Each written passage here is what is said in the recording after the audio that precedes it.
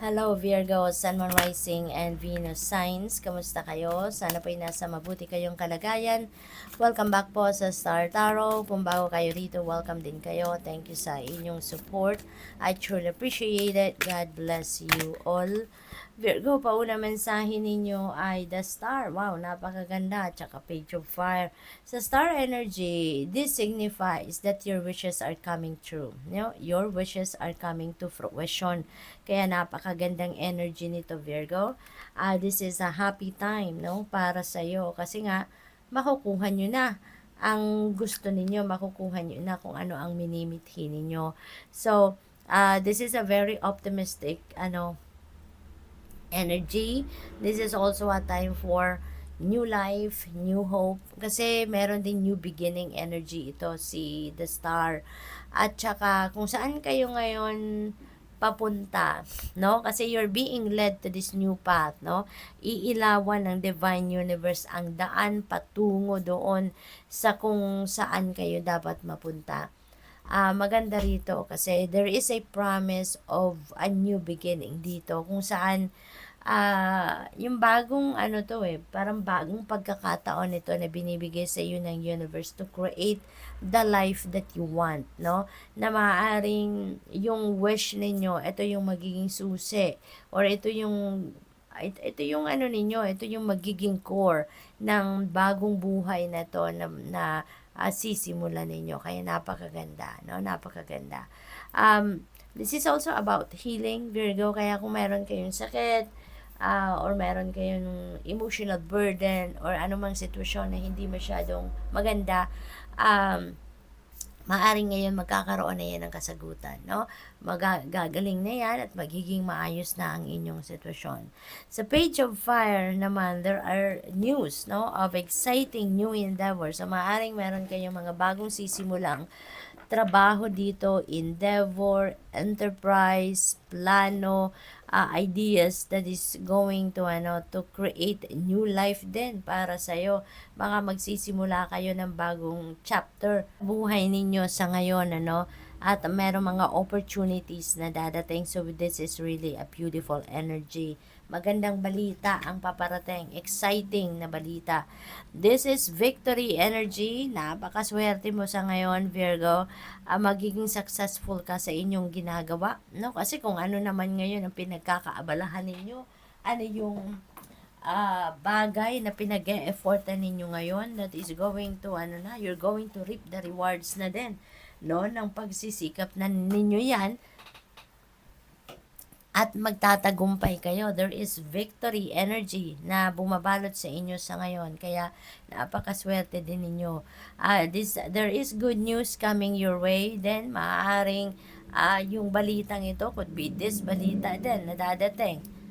So this is really beautiful, Virgo, kasi siguro yung mga balita ito, this could be the balita na hindi ninyo inaasahang matatanggap ninyo sa ngayon, no? Parang talagang magiging masayang-masaya kayo at this time. Kung pagdating naman sa trabaho ninyo, sa career, baka ito yung ninyo, baka ito yung tagumpay ninyo, no? Maaaring makareceive kayo ng public recognition sa ngayon, mabibigyan kayo ng award, mabibigyan kayo ng financial reward kung sa trabaho ito, or baka kung nasa social media din kayo, baka mas marami na kayo ngayong followers, mas marami kayong subscribers yung ngayon, no? Yung ganon. So, napakaganda. Good luck. What else? We have Two of Water. Napakagandang partnership. Then, ang paparating, maybe yung bago ninyo sisimulan ngayon is a new relationship. That could be a new love, a romantic relationship, or baka bagong friendship, or bagong collaboration, or bagong business partnership, no? It could be anything, depende sa inyong sitwasyon, but definitely there are meeting of two kindred spirits dito. There is a strong bond na babubuo between you and that person. Kung ito naman, kung may existing na kayong relationship, this is the time also na mas magiging kayo ngayon, very romantic with each other, mas magiging sweeter ang inyong relasyon, mas passionate kayo with each other, no? Yung ganon. Kung meron din kayo ditong conflict, your person, this is the time then, Virgo, na magiging maayos na kayo. Mas magiging magkakausap na kayo dito, and you will be able to address kung ano man ang naging simula ng conflict ninyo. There will be forgiveness na din. Kaya magbibigay kayo ng bagong, parang bibigyan ninyo ng bagong chance ang person ninyo at saka yung inyong relationship. So, kaya mas magiging passionate kayo with each other sa ngayon, mas magkakaintindihan na kayo sa ngayon, no? Because you're going to work hand in hand para mas maging maayos, maging masaya ang inyong relasyon. Dito naman sa King of Air energy, this is an invitation for you to speak your mind, okay? Maaring marami kayong iniisip, marami kayong bagay na nasa dibdib nyo lang, nasa isip nyo lang, and hindi ninyo yan ma-express. Maybe nasa shy kayo, or maybe ayaw ninyong ilabas yan because you are thinking of what the people will react, no? Hindi kayo sigurado kung paano magre-react ng iba, kaya hindi ninyo nilalabas. But the King of Air is reminding you, no, na you really need to speak your mind, okay? Kasi papaano naman maririnig ng ibang tao yung iniisip ninyo or yung totoo ninyong saloobin if you are just going to keep it within yourself, hindi ba? Kaya importante na mag-communicate kayo clearly para na magkaintindihan kayo lalo. No, maaring ito'y kailangan ninyo dito para magkabati na kayo ng person ninyo, para mas maging maayos ang inyong relationship, magkaroon kayo ng mas magandang pag-iintindihan. Talagang dapat kayo, malinaw ang usapan. Open communication ang dapat na meron kayo, no?